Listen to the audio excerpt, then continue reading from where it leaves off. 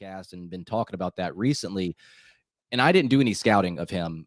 Was that something that he showed at Duke where he could switch on to a smaller guy and kind of defend him late in the shot clock on certain situations?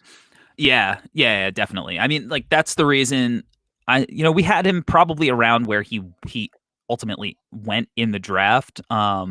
He was a very easy evaluation for me personally, just because you know what you're getting when you watch him play. Like you don't need him to shoot threes. You know that he's going to be able to finish in the dunker spot and run to the rim and catch lobs, and then defensively, that was the appeal of him. When we're scouting big men, pre NBA, one of the things that you have to look at is like how scheme versatile is this player. Like that is maybe why you would have a concern with a guy like Zach Edey, who is like dominating college basketball right now for Purdue and is one of the best college basketball players, but isn't a first round projected pick on anybody's board or mock draft. Because ultimately, is Zach Edey going to be able to guard out on the perimeter when he switched on to Steph Curry or LaMelo Ball or whoever, when teams are smart and they're targeting him? Mark Williams showed the ability to move laterally. He could play in a drop. He could meet you at the level and hard hedge and blitz. And because he was so long, like he was able to give guards a little bit of cushion and still get a clean contest. So that was definitely something we considered. Obviously, the shot blocking, the rim protection is great, but look, that Duke team last year was not full of a bunch of very good defenders out on the perimeter, and Mark Williams cleaned up a lot of their mess and handled himself when he needed to. So that was a reason that we did have him in that top maybe 10 to 17 range for as long as we did. Kind of going off script here because a lot of Hornets fans were not happy with the way that they dealt with the 2022 draft, where they had the 13th pick and the 15th pick. And there was some excitement when they drafted Jalen Duren at number 13, but moments later he was traded. What are your thoughts on how the Hornets handled that, where they basically just traded away a first round pick for a future second or two, and they ended up with Mark Williams? Did you have a preference with him or Duren? And do you think they probably should just kept both of them, correct?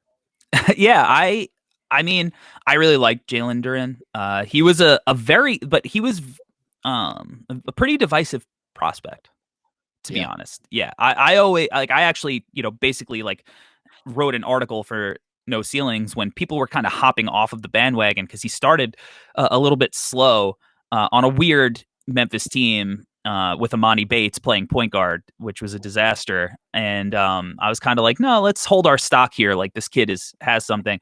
I favored him for a couple of reasons.